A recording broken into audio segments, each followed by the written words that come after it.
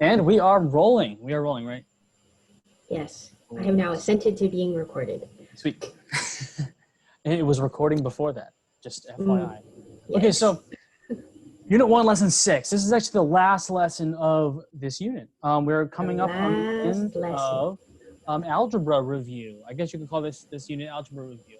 There are, I'm sure, a lot of things that you didn't know before, but also hopefully there were some stuff that you did know already, so that we've collected your prior knowledge. The last thing we want to do here is talk about the exponent rules and then radical equations, which can be tricky. But let's go ahead and get started. We got all the exponent rules. We got the product of powers, the power of a power, quotient of powers, etc. So let's look at these. Let's write some rules down.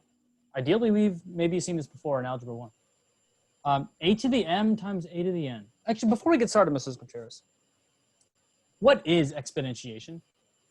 Exponentiation is repeated multiplication. So just like how addition, when it's repeated, is multiplication, we can have that same analogy for multiplication repeated becomes exponentiation. Right, and it's like a shorthand, right? Because why would we write x times x times x times x times x 35 times when we could write x to the 35 and then mean that dot dot dot, right? It's mainly a shorthand thing. Is let's make our life easy as we start to exponentiate things way too many times. So now that we have that under our belt, what exponentiation is? It's repeated multiplication in contrast with repeated addition, multiplication. What is a to the m times a to the n? If I gave you a to the m and I multiply by a to the n, is there a way to simplify this? To make life easy? Yeah, because if you think about how many a's we're multiplying with that a to the m power, that's m a's. We have a times a times a times a. How many times? M times. Yeah, and then we multiply that. Notation. Ooh, subscripts. Subscripts are nice. And you can do that in the equation editor in Kami as well. If you just do underscore, it's pretty cool. But let's do it real quick. It's a and then underscore. Ooh. There it is. A underscore 2, A underscore 3, and then I guess I could do like a dot dot dot. Yep. A underscore m. I'm learning. Hey, that's what's up. I'm not gonna do it. That's fine.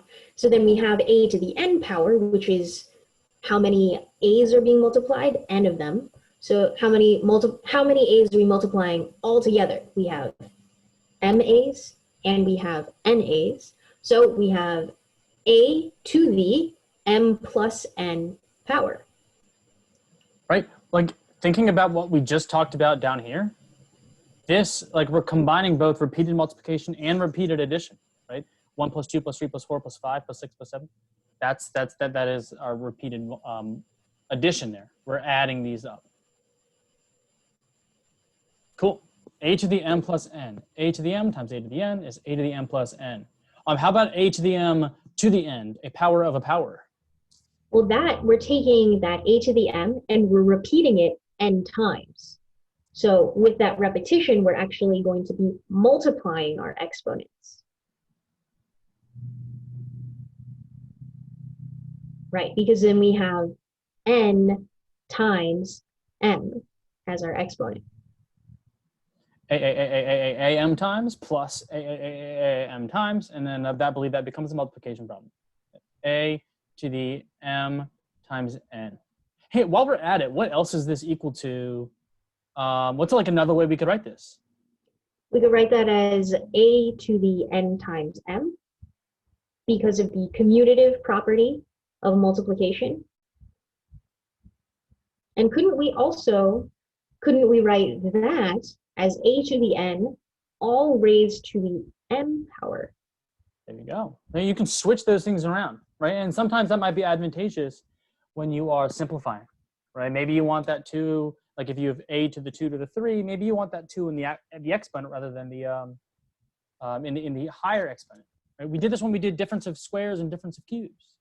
Like if you have x to the 6 minus y to the 6, you can think about this as x squared cubed minus y, let's see, yep, y squared, a little bit too many parentheses there, cubed, or x cubed squared minus x cubed squared. I'm running out of room down there, but I hope that y, right? my little aside makes sense here.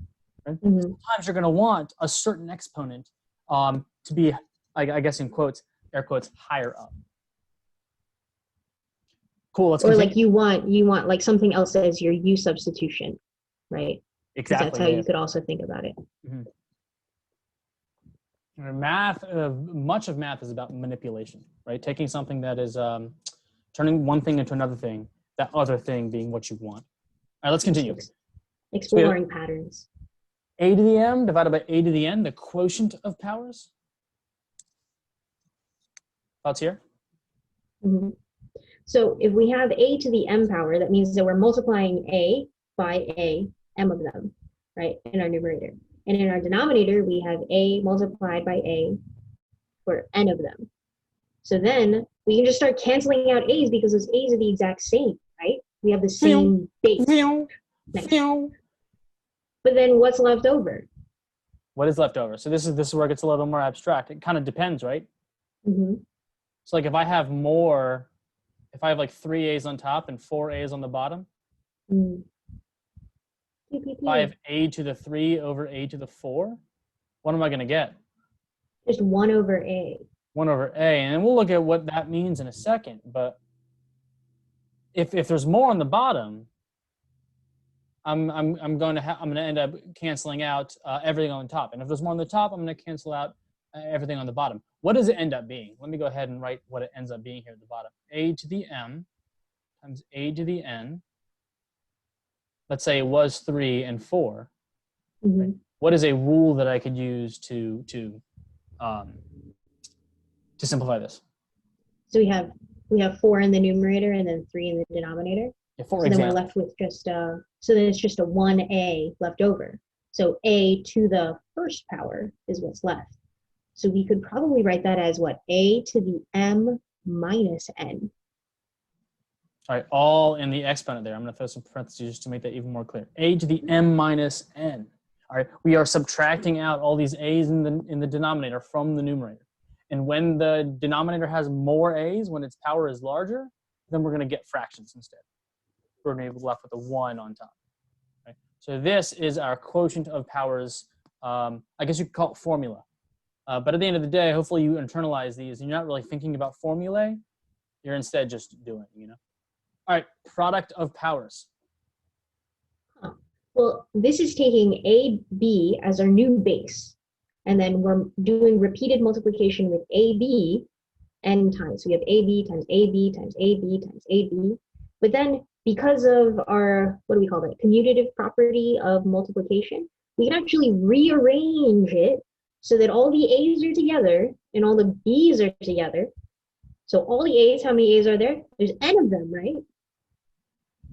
So that can simplify to a to the n power. And then the B's we can also group together, and we have exactly the same number of B's that are being multiplied together. And those are all B's, not A's, because we're not crazy. Oh, you're right. Let me fix that.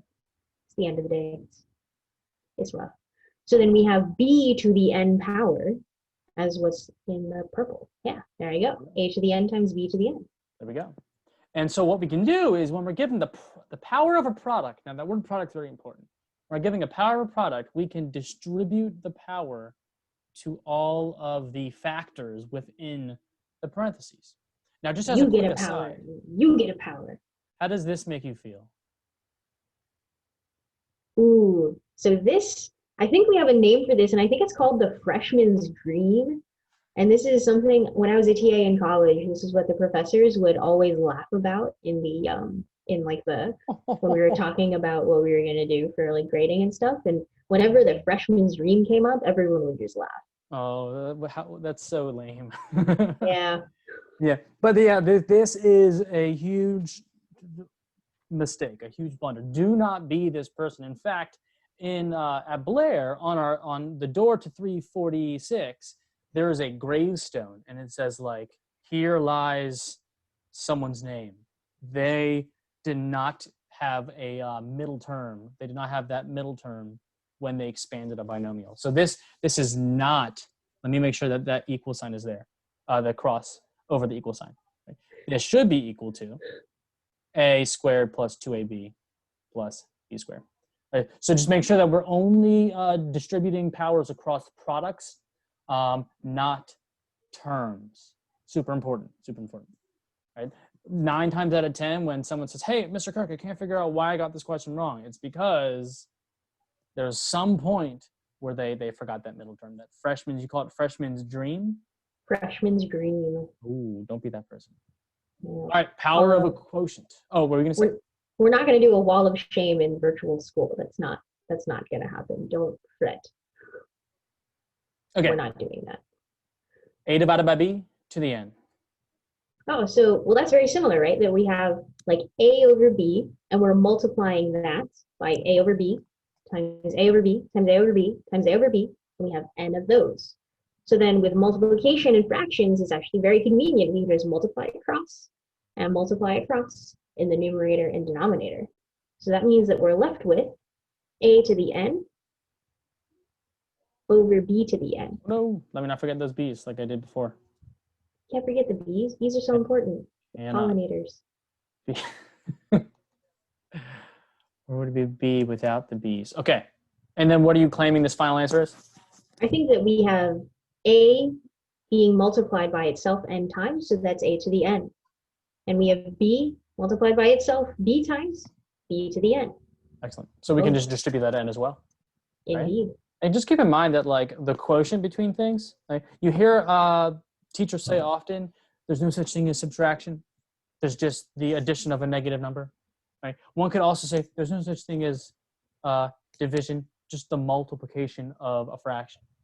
Right? So a divided by b is really just a times 1 over b, which is a number. So you can use the power of a product rule in your mind if that's how you think about it. Right? Some really cool things. The 2 rules left. We have a to the negative b, sorry, a to the negative m, and a to the 1 over m. So the way I want to think about this is I'm going to get myself a number line. And this isn't like a traditional number line that like there's addition between each tick mark. This is going to be like a multiplication number line. I want to start at like a. And then I want to go to a squared. Wow. And then I want to go to a cubed, etc. It's a multiplication number line. Right? How do I get from a right a to a left, sorry, a left a to a right a? How do I get from this first a to this second a using the operation of exponentiation, like multiplication? Multiply by another a. Yeah, multiply by an a. That's all it is, right? And then if I do that again, I get to a cubed, right? So this number line is constructed such that when you multiply by a, you move to the next tick mark. Right? So if I move backwards on this number, fourth, I don't know, right? What do I multiply by a to get a? Like, let me put a question mark. Or better yet, let's not do a question mark. Let's do like a variable. Like, let's say I have an L here. I want to know what L is. If I take L and I multiply it by a, I get a. Can you handle that equation there? Well, that looks like it is that's using the identity property of multiplication, right? Where we have something times a equals a. Well, if we get the same thing out, then it needs to be a 1. Yeah, that L must be 1, right? And you could also just divide by a, but I like the intelligent vocabulary that you're using, right? We can take some number, I don't know what it is, and I do know that when I multiply it by it, I get a. So here's my a to the 1, here's my a to the 2, here's my a to the 3, a to the 0. When I move backwards, whatever that thing is, when I multiply by a, I get a. So that a to the 0 needs to be 1. No matter what a is. No matter what a is, maybe a is 25. The only exception is if a is 0. 0 to 0, that's another one of those indeterminate forms that we talked about in the past. All right, so we got 1 there. Now, this does not answer the question, what is a to the negative m? But it has set us up because I want to find out what a to the negative 1 is, I need something that when I multiply by a, I move to the right on my multiplication number line. So let me do that over here. I want to know what a to the negative 1 is. When I multiply by a, what do I get? We want to get 1. 1, right? And I want to know what a to the negative 1 is. So what is it? Solve this equation right here. I think if we divide by a on both sides, then we get 1 over a on the right side equals a to the negative 1 on the left side. Wild. All right, there we go. All right, so it's not enough in this class to know that a to the negative 1 is 1 over a. We want to justify it somehow, and this is a way to justify it. And there are other ways. Some of you at home might be like, I know a different way, I know a different way. Save it for class, share with your groups when we're in breakout rooms or with the whole class if that's something that we do. But here's a justification why a to the negative 1 is 1 over a, right? But that wasn't the question still, right? What if I want a to the negative m? What's that going to be? Well, we just keep doing this process, and we keep doing this process.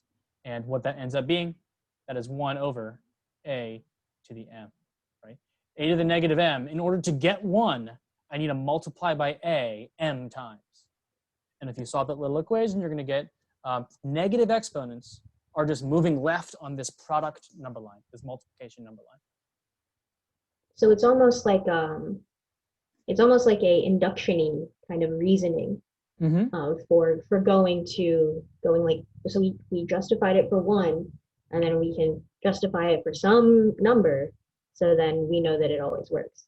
And if anyone out there is interested in looking up induction, take a peek at it. I'm sure Wikipedia has a good article. I have a strong belief that, at least for math, Wikipedia is pretty reliable. Don't tell your English teacher I said that. Or tell them, and then I don't really care. All right. Well, actually, I found that Wikipedia is really helpful if you actually change languages, if you're doing math stuff, because the different language articles, they have things shown in different ways. Oh. It's really helpful, I've found, at least. All right, so I do want to do this next one in a very similar way. So I'm going to give myself that product number line. Right? And in order to kind of do the same thing, justify one case, and then kind of expand that to all cases, I want to look at my product number line. And I want to look at, let me go ahead and erase that, and erase that. I want to look at, oop, I didn't mean to erase that.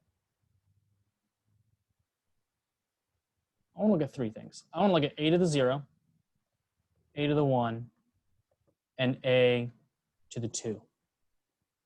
Right? We want to figure out at the end of the day, what's a to the 1 over m. Right? To do that, let's look at what a to the 1/2 would be. Mrs. Contreras, where intuitively on this product number line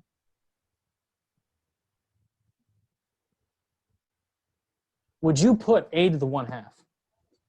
Probably halfway between a to the 0 and a to the 1. Let's do it. Let's just put it right there. And I agree. And in fact, if this was a normal number line, I might even put it there as well.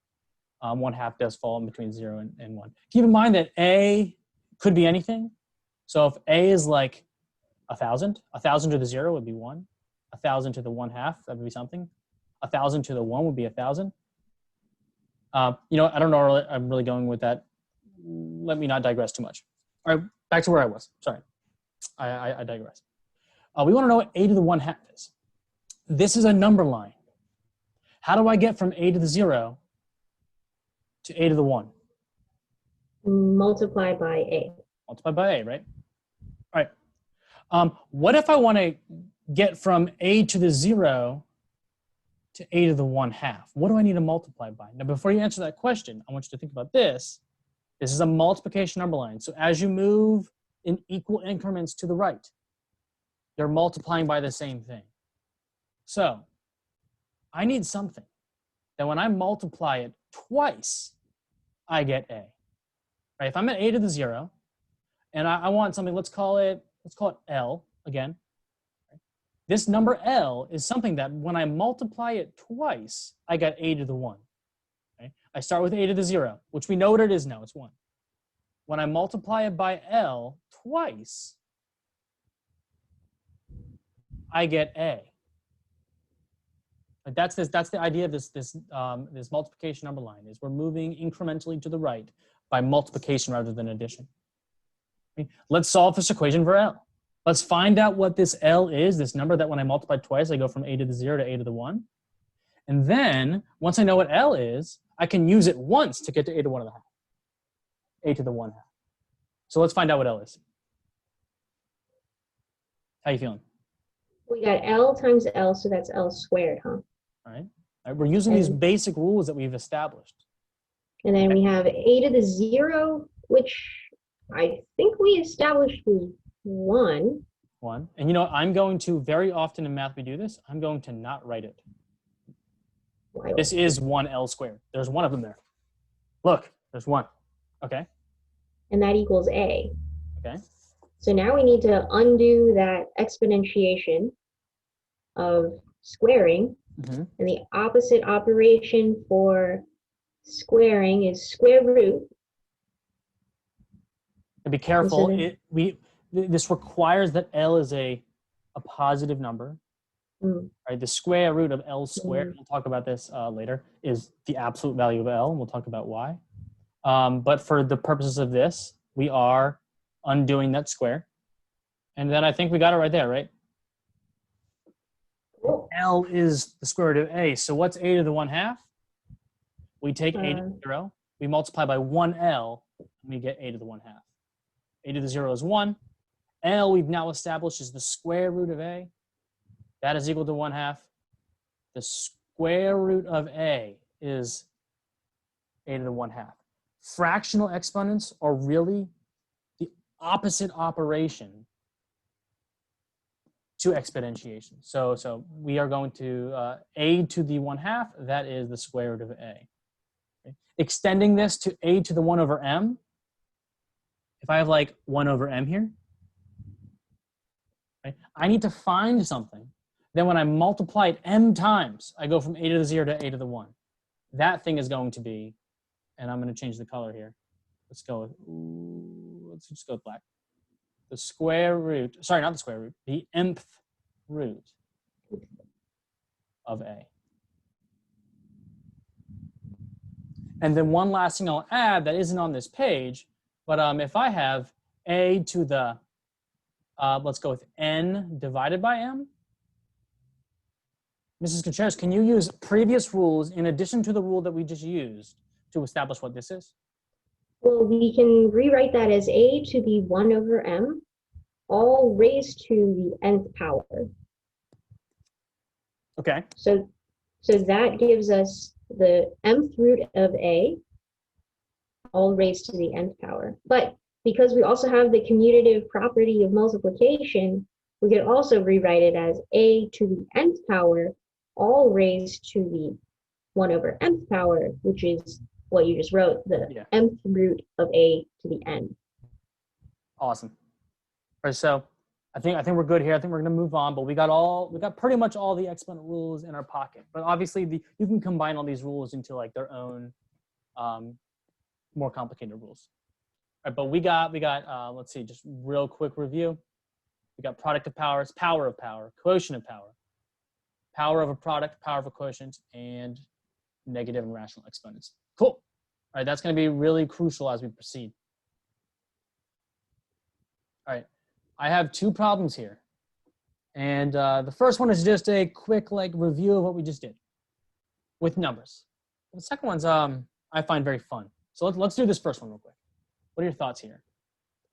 125 is 5 cubed. So if we have 5 cubed raised to the 2/3 power, then I can just multiply those exponents. Ooh, so we get 3. I like your method. I'm going to challenge you with a different method in a second. Ooh. But okay, you rewrote 125 as that, and then what did you do? Well, we can multiply our exponents because it's power of powers.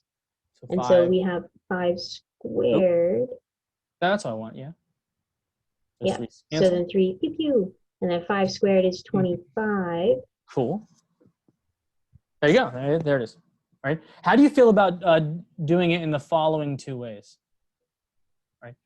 Would you be cool if I just if I wrote 125 to the 1/3 squared, and then just knew that the cube root of 125 was 5? I think so. Yeah, seems reasonable. How do you feel about this third way? What if I, hey, what's the square of 125? Don't know. Yeah, neither do I. Like this is the lame, sad, don't do it this way, right? We want to make things small and then big, not big and then small. You can see how that might be annoying in the future, and you'd be surprised how many people do it this way. Students, don't be this person. Make things small before big. So I don't even know what 125 is squared. I mean, I could figure it out, but then I don't know what the cube root of that is, right? At the end of the day, it's going to be 25. Unless you want to do like 125 is 5 cubed, so then you have 5 cubed squared, which is 5 to the 6th, and then you do your cube root. I guess. I think that's like basically so you're much saying, work. what we need to do is we need to kind of, in a way, see the future and do it the best way. Now, you're going to make mistakes along the way all the time. You're not going to do it the best way. But the goal is to do it what intuitively feels right, but also be open to seeing other people's approaches and maybe adopting that. All right, let's look at negative 64 to the 2/6. Ew. I love it. There's like so much going on here. What do you want to do? There's like so many options. We have negative 64, which is negative 4 cubed. But then we have this like 2/6 power. So like you could factor out a 2. And then so you just have, well, instead of having it to the 2/6 power, you have it to the 1/3 power. And then you put a parentheses. And then you have a 2/2. And like that's an option. 2/2. Or like you could have, so like 2/2 or you could have like a 1. Yeah. So it would be like not even to the 3, to the 2/2. Uh-huh. Like that's even confusing. Like, do you square it and then square root it, I don't know. or do we like simplify and just leave it as negative 4? Oh man, it's like Right, because we could also just be like, okay, the square root of 16, which is 4. what? Or we could at the beginning be like, let's take the 6th root of negative 64, which like I happen to know is undefined. Yeah. So like, because you can't do like an even root of a negative number and stay what's in the answer? reals. Negative 4 are undefined. I don't know. This seems like a failing. It seems like a failing on our part. This is a terrible question. And you should be critical to the questions that you're given, right? This is, I don't really know what the person's here asking. Now, there may be a time where it is appropriate to square and then take the 6th root, right? But that needs to be clear. That needs to be a part of the prompt. Right? This is a very ambiguous problem. Now, in the past, the largest vote has always been for negative 4. People just intuitively feel I should simplify the exponent before doing anything else, which kind of makes sense because like PEMDAS. Yeah, it's PEMDAS-y. But like, there's even parentheses in here. This is one of those Twitter questions that we should like ask and see it explode. It'd be great, right? What we're gonna do is make sure this is directed towards you, pre-calc student. We're gonna make sure that we're asking questions that make sense, and then you should be inquisitive and you should be looking to see if questions don't make sense. And this is one of those ones that just needs a little bit more context, right? My vote goes to negative 4, by the way, because I do agree that I think we should simplify exponents first, but this is up for debate. Right? Let's continue, and in the future problems, we're gonna make sure that we are clear. Using multiple rules to simplify expressions. Right? Simplifying expressions has not gone away. In fact, here's some rational expressions. Wow. 5 over x to the negative 2. 1 second, my computer's freaking out. I'm still recording, right? Yes. I think TV turned off. I think it's just been on too long. Interesting. All right. But I can still see the display. You can still see. Wait for it. Okay, I can see it now. But the whole time there, you could see my TV? Yeah. All right. Well, that's good to know. Anyways, let's continue. We got 5 over x to the negative 2 minus 3 over x to the negative 1. Thoughts? Negative exponents are kind of cringy, so we should probably fix those.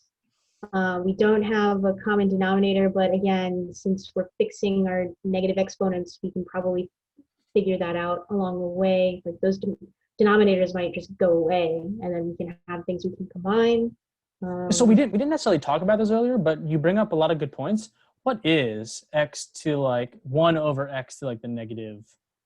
Let's go with arbitrary variables again. What is 1 over x to the m?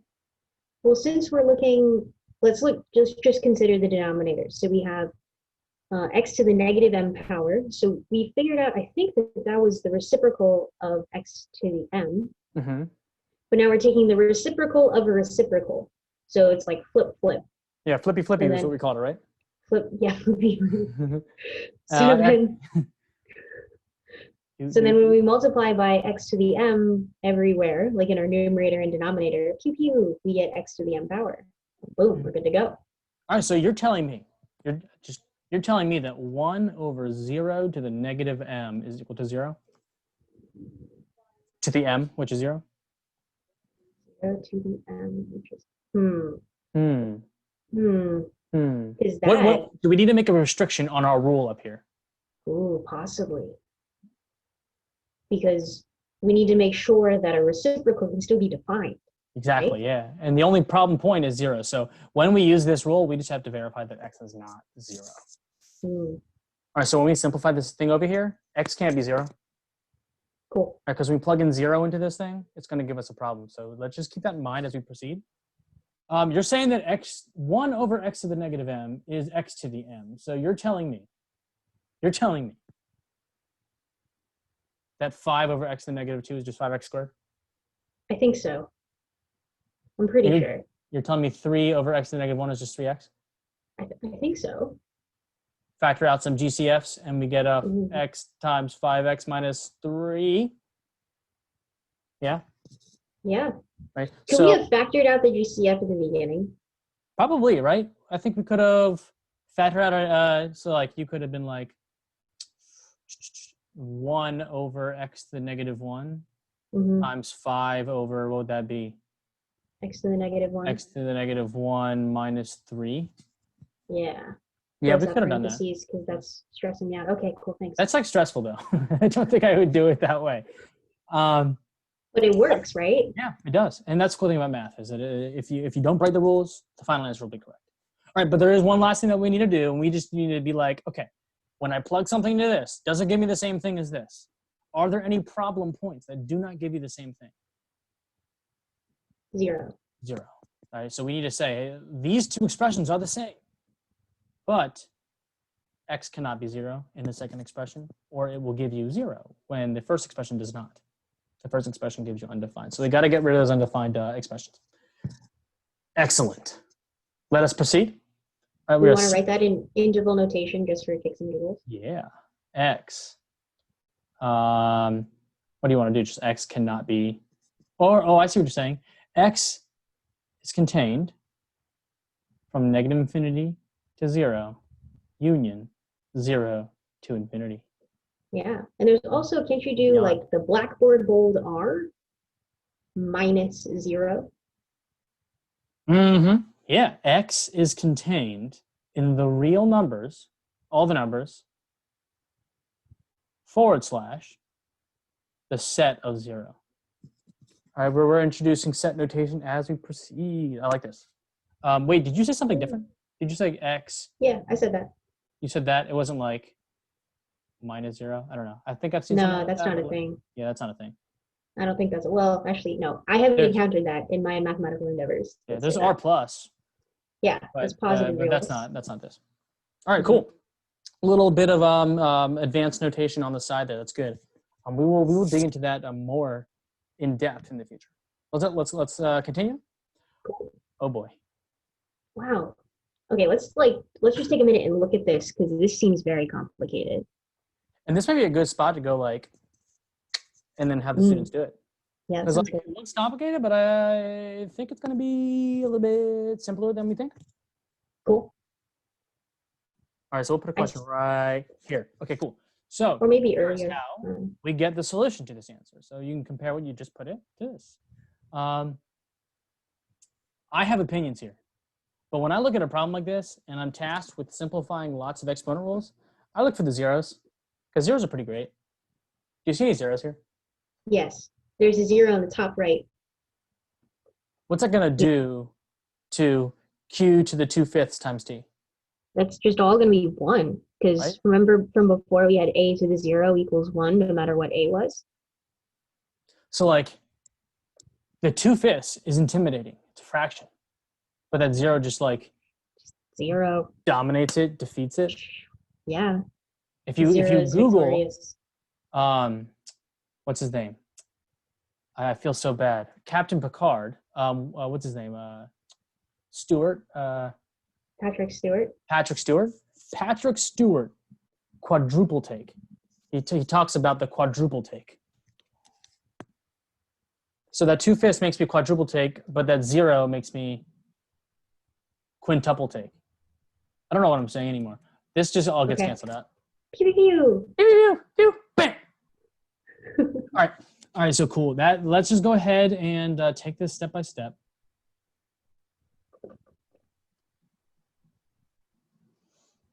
I'm just rewriting what I got here. I'm going to keep the parentheses, but I could opt to get rid of them for now. That dot is really bothering me. There's a cube up here. I was about to forget it. That's one of the biggest problems is just copy errors.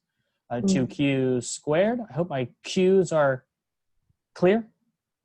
I've been trying to find a way that is comfortable for me to write q's for years, and I still haven't found something good yet. Seems fine. Hey, we don't necessarily rewrite it like 1,000 times, like it looks like we're about to do, but it is something that you are allowed to do. Take your time if you need to. This is about understanding this in a rich way rather than just being the first one done. This is not a race. Cool. What do you feel like doing next? Well, I think in the first part, we have q cubed over q, so that can just be q squared. The 4 doesn't have any friends yet, but we can get there eventually. So maybe we could write that as a 4 cubed. I'm cool with that. Yeah, let's like deal with all of this stuff at once. So the q cubed over q is q squared, as we've written, but it's also being cubed. So I'm just gonna go ahead and like add that. All right. How about the r? And then we have r to the -2. So that's actually the reciprocal of r squared. So that's r squared, but then that's also cubed. Boy. Yep. Let's not forget that cube. I was about to forget it. Thank you. It's always good having a friend do math with a friend. They will catch those little tiny mistakes that you do not intend. And how about this t to the -3 on the bottom? T to the -3 in the denominator means that we're reciprocaling our reciprocal, so we end up with a t cubed in the numerator that we're cubing, so that's the t cube or a t to the 9th, whichever one you feel like writing. Let's mentally prepare, though, to get rid of t being 0, because once again, this is an expression, right? This expression doesn't make sense if t is 0. But we're losing that. Oh, you might not end up losing that fact at the end of the day. But we want to keep that in the back of our mind. T can't be 0 for this expression to be defined. Should we write it down right now? So yeah, let's do it. Let's do it. T cannot be 0. And I think we also lost a q. We did lose a q. Yes. Yeah, a q. So whatever leaves the denominator, you just need to remember that is not allowed to be 0. Okay, over here we have there's a saying, it's like the shortest pencil is longer than the longest memory. Than the longest what? Memory. The shortest pencil is longer than the longest memory. That's sad. No, it's good, because that means that if you have a pencil, you can remember stuff. Oh, there's a lot of layers to your phrase here. Because I'm thinking your memory is fleeting, and then you're going to be sad and lonely and not remember everything when you're old. No, but when you have a pencil, then you can remember it. You can. This is good to know. I think I'm going to remember this. All right, so over here we got a 2. Should write it down. Well, I'm not going to write this down, though, because how many 2s do I have in the bottom?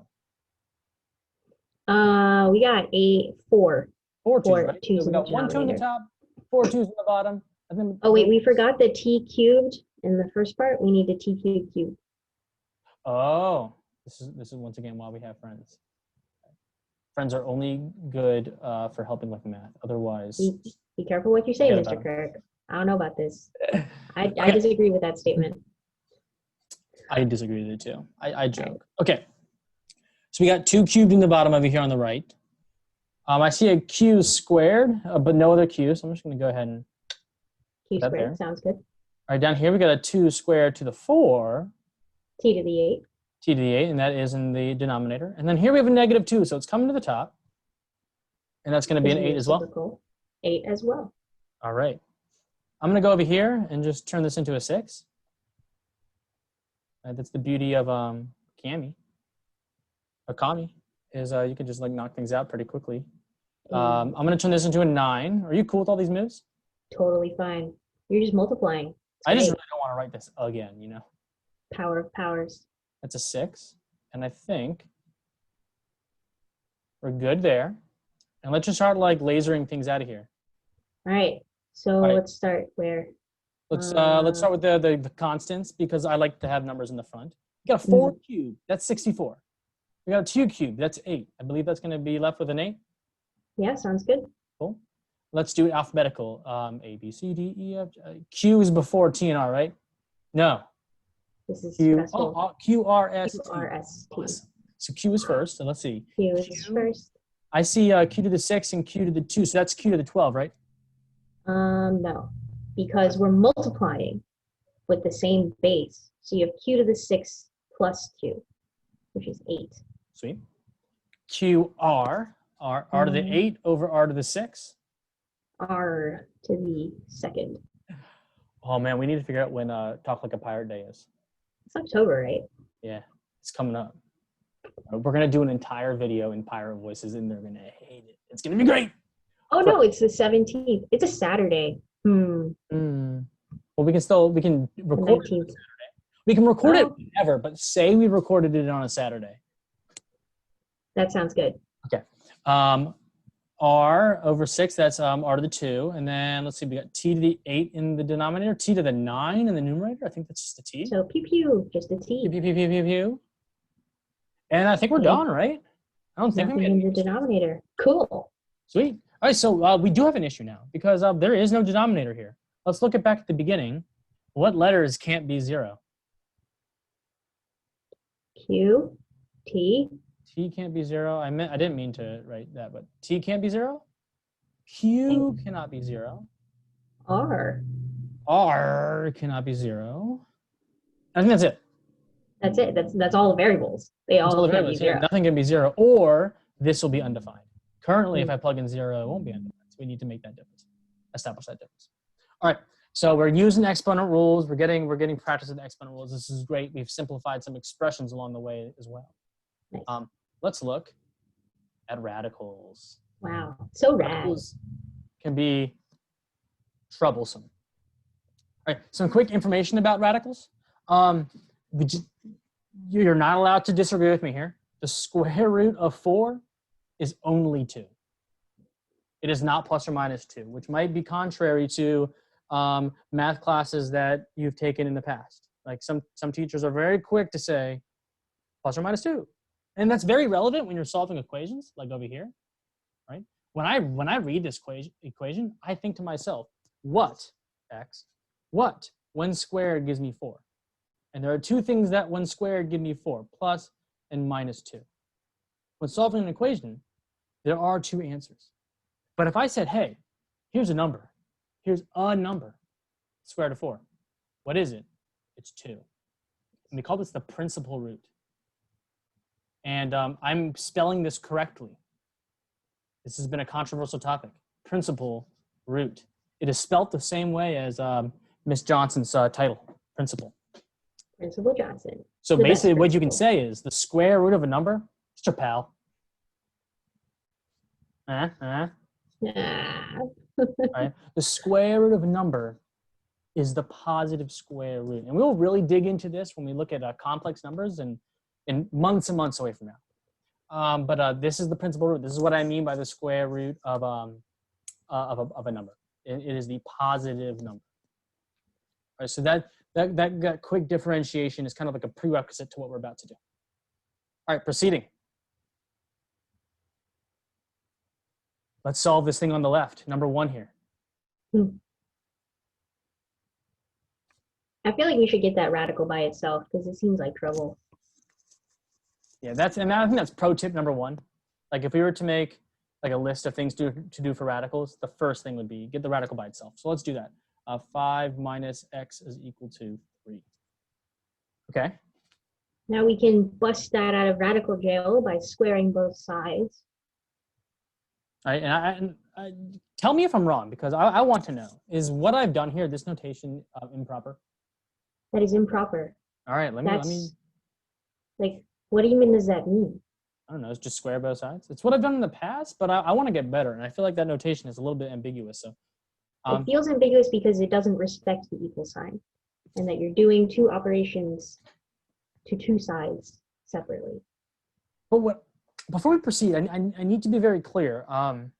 Squaring both sides can be a problem, and I want you to think about. Don't answer this. We'll reveal why it's a problem as we do these problems. But squaring is a problem, and whenever I square an equation, it's very easy for me to do it in Commie.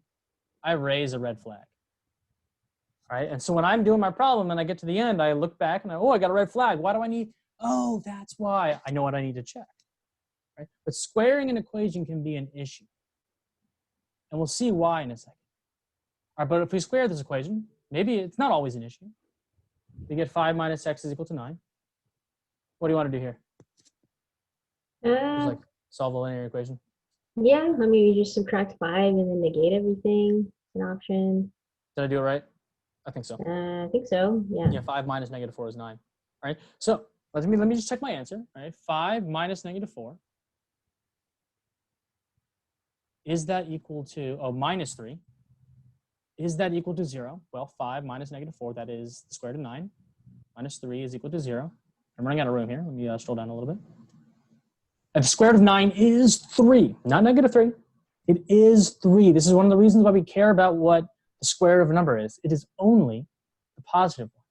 3 minus 3, which totally checks out, no pun intended. All right, so get that square root by itself, square both sides, eliminate the square root. Now there's going to be an issue in a little bit where that isn't going to completely solve the problem, but we will get to that in a second. All right, just real quick on the side, here's another one that's not a square root. Right, cubing actually does not cause a problem. Right, normally I'd throw a red flag. I'm actually going to drop a red flag. 1 second.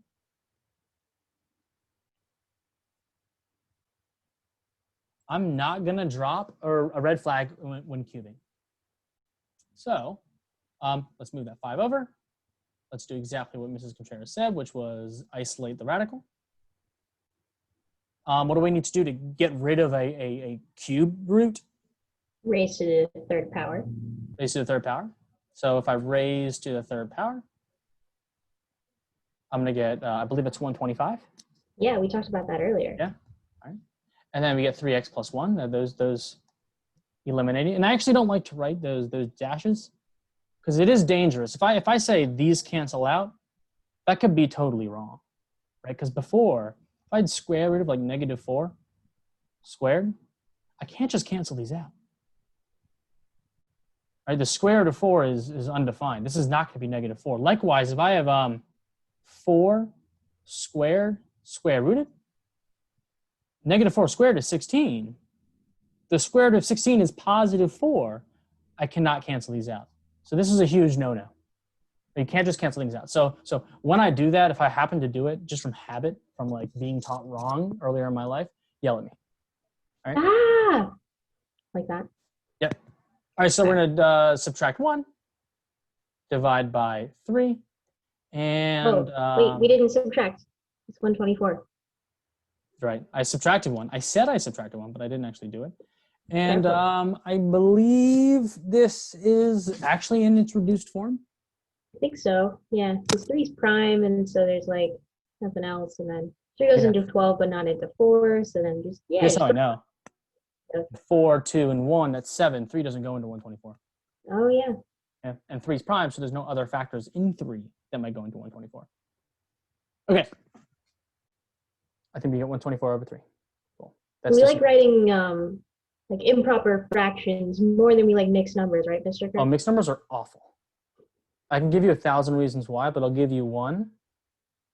If you're talking to someone who like really cares about math and you say, hey, x is equal to 1 and 2/3, what do you look at when you see that?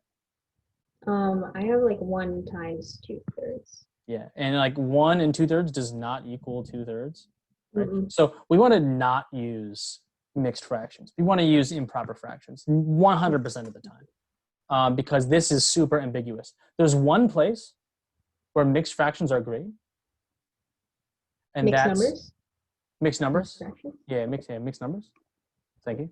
And that's when you're baking, Mm. because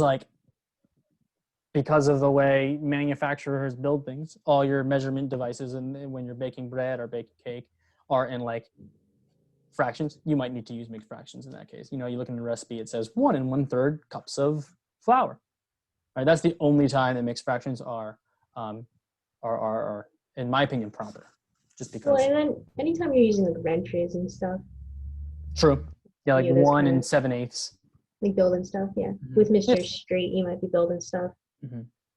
What's important is not being ambiguous, and in scenarios like that, it's pretty it's commonplace to use mixed. But in pure math, like we're doing, it's proper to use improper fractions. Oh, I didn't even mean to say that, but it was Ooh. nice. All right, it's time. What do you want to do here? Number 3. Well, okay, so part of me wants to isolate the radical, which means like subtracting 15, dividing by 3, but I'm also looking at it, I'm looking into the future, like you said, Mr. Kirk, and then, yeah, 6 minus 15 is a negative number, and then I'm just starting to get real nervous. What, like, let's go ahead and divide by that 3 to just make it look a little bit more simple. Okay, We get -3. negative 3. So we got a 4th root is equal to a negative number. Like, what? That's impossible. Right? That's like one of the big reasons why we talked about principal root up here, the prerequisite. Right? And also why we talked about this, because when I read this question over here, I say, what when squared gives me 4? Similarly, when I read this question, I say, what when 4th rooted gives me -3? And the answer is nothing. Nothing when 4th rooted gives you -3. And if I were to continue, I would raise both sides to the 4th. And by raising both sides to the 4th, there's a fly here. By raising both sides to the 4th, I'm getting rid of that -1. I'm losing information. So we talk a lot about losing information. Squaring is one of those things that loses information. So if I square, I'm going to get 81. Yeah, positive 81. We've lost this negative from the process of raising to the 4th. Right? There are 2 things that give you 81 when raised to the 4th, -3 and +3. We will get the wrong answer at the end of the day, because in continuing solving this equation here, we are going to pretend like 3 was the answer, when really we want a -3. Like if I continue, right? If we work backwards, right? There's like no real way to go back from this step to this step with confidence. There's no reason why you would know to write -3 instead of +3 if you were to do all your steps in reverse. We call squaring an equation an irreversible step, because there's not a reason why you would need to go back to -3. So whenever I square, or I raise to the 4th or the 6th, or any exponent that gets rid of a negative, I raise that red flag. Right? If I am to continue, that's fine. You can continue to solve. In fact, maybe we got multiple answers and some of them worked. But I need to know to check my answer. And if I do go and all the way to the end and get 82, and I plug it back in, I'm going to get 82 minus 1. 4th rooted is 3. And then divide by, times 3 is 9. 9 plus 15 is not 6. It is not 6. All right. And you know what? Just for the sake of time, let's leave this one for the viewer. This problem exercise for the viewer. Yeah. That's very funny to us, class, because in college, constantly when you're reading the textbook, it says this proof has been left for the reader, and you're like, no, I wanted to know the proof. And then you get a little bit sad, but then you meet up with your study group and then you figure it out, and it's great. Yeah.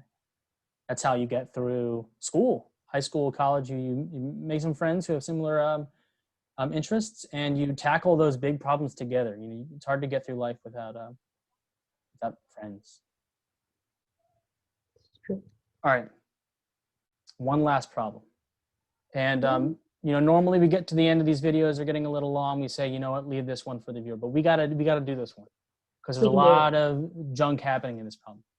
We got 2 square roots. This is Contreras. Can we isolate the square roots? I mean, like, not really.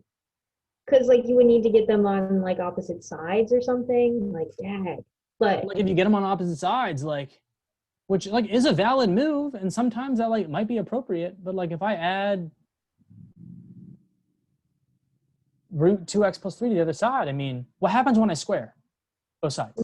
Square, then you get 4 times x plus 1, right? Because of our, we had a name for that, and I forgot what it was, like power Quantity? distributing or something. I see what you're saying. Yeah. Distribute the 2 to the 2 factors. Yeah. Yeah, that's an exponent word there. Nice. We raise the other side to the second power, so then we don't do the freshman stream, and we multiply it out like responsible mathematicians. So we get, what, 2 root 2x plus 3 as our middle term? Yeah, I'm just going to throw on the side here. A plus b squared is a squared plus 2ab plus b squared. I don't think that can be written enough. So we got a, we got b, here's a squared, here's b squared. We want that 2 times 1, I'm not going to write that, times the square root. See, we squared, you know, we got to raise the red flag, and the red flag is not very helpful here since I'm writing in red. All right, but there's a red flag. We squared, but we still have a radical. Yeah. Wonder if we can just try to isolate it again? Yeah, wait, we only have 1 radical now. Yeah. We can just do the same process again. Like if I had 3 radicals at the beginning, I could do it several times. Let's isolate that one. All right, let's do that. 4x times 1, that's 4x plus 4. I'm gonna write that 4 a little bit better. All right, minus 1. Minus 1 from the other side, minus 2x. Minus 2x, minus 3. Minus 3 equals. And maybe we can divide by that too, but I want to stay away from fractions as much as possible. So I'm just gonna leave that 2 there for now. We got 4x minus 2x, that's 2x. 2x. 4 minus 1 minus 3, ooh, that's nice. That's Did nice. they just all go away? Hey. All right. All right, now that 2 can go away. Excellent. You don't have to be scared of fractions though, Mr. Kerr. I know. Fractions are cool. I like to avoid fractions at all costs, but when they show up, I'm chill. I'm cool. I can handle them. But if I don't have to deal with them, I mean, I'd rather deal with an integer. I guess, yeah, that makes sense. Yeah. TBH. Divide by 2. Divide by 2. X equals. And then I believe we can now get rid of the isolated radical. Yeah. Square both sides. Throw another red flag up. Yeah. It's important. Right? This red flag, to me, these mean the same thing. So I don't really need to throw 2 up, but I'm going to throw 2 up just as a habit. Cool. All right, so we have x squared is equal to. Ooh, can we push everything over to the left side just because I feel like it? Yeah, let's move everything to the left side, and I'm going to do a little arrow and come over here. We got x squared minus 2x minus 3. That looks like it's super easily factored. That totally does. Yeah, we got x minus 3, x plus 1. I believe you were right. Yep, because negative 3 plus 1 is negative 2. Negative 3 times 1 is negative 3. And then we get x is equal to 3, and x is equal to negative 1. Now we need to be careful. Do these give us the same answer? I guess we need to check, huh? Yeah, let's plug them in. And we'll do this in a different color. Let's do this in, let's do it in pink. Let's do the 3 in pink, and then we'll do a different color in the negative 1. All right, so we plug in 3. I'm plugging it into the original equation. Right? If I plug it into this equation, that'd be a mistake because there was a problem happening between the first line and the second line. That's where one of our red flags is. It'd be totally cool if you plugged it into this equation because we haven't made any mistakes. We haven't done any problem moves yet. But let's plug it into the original one. That's always just the best bet. All right, that's the thing we're trying to solve anyways. So 2 times the square root of 3 plus 1. 2 times minus root 4. And then you said this is the square root of 2 times 3 plus 3. And is that equal to 1? So, So yeah, 2 times 2 minus, 4, what is that, 9? 9, yeah, which is 3. So 4 minus 3 is 1. So that equals 1, and so we're reasonably happy. Yeah, close fine. All right, what happens when we plug in the -1? I'll plug the -1 up here on top of the equation. Let's go with purple. You can't really tell the difference between those, at least on my It's screen. really hard to tell. Let's do. Blue is good. Yeah, well, there's Goldenrod. no. Oh wait, there's more colors. Oh my. We're going with dark blue. That's not dark blue. Purple. Save. I had to hit save, and now I can get it. Yeah. Nice. Okay, here we go. 2 times -1, or let me actually put a square root there. -1 plus 1 minus. Ooh, that's gonna be 0. -1. All right, that's not a problem. Well, I can see why it's a problem, but 0. I'm not scared of 0. All right, we can take the square root of 0. But then you have 0 minus something that's positive because the square root's positive. Yeah, 0 minus a positive number. So what does that end up being? That ends up being the square root of 1. Mm. And then this implies that -1 is equal to 1, which is like, that breaks math. Not a thing. That's not legit, right? And that's a big thing. Look, if I square this equation, I do get a true statement, right? -1 squared is equal to 1 squared, right? This is a solution to an equation later on. Maybe the second line, it might be way down here, I'm not sure. Right? -1 when squared equals 1 squared. So that is the issue that's going to pop up, right? The solutions you get at the end will either work, or when you plug them back in, you're going to get opposites, because that's what the square does. It ignores opposites. That is an annoying problem, but it turned out to be pretty nice. I mean, it was factorable at times. This is something that we have in our pocket now. Nothing to be intimidated by. Just throw red flags up to remind yourself to check for. We call these things. Let me go ahead and. The final answer is x equals 3, right? This, we have a name for it. It was an extra answer. We call it an extraneous solution. It was an extra solution that was produced by an irreversible operation. When we square, we are potentially losing information. There we go. Cool. That one's in the bag. Exponents and radical expressions. This is something that you probably do over like the span of an entire week, but we're doing it one day because we're evil. I don't know about evil. Motivated. We're highly motivated. We're highly motivated. You got to keep me more positive. This is good. Yeah. All right. I don't know. How do you want to cancel this one out? Cancel. Maybe with some laser noises, because canceling is fun. Pew, pew, pew, pew, Pew, pew, pew, pew, pew. pew, pew, pew, pew. I'm trying to stop the recording.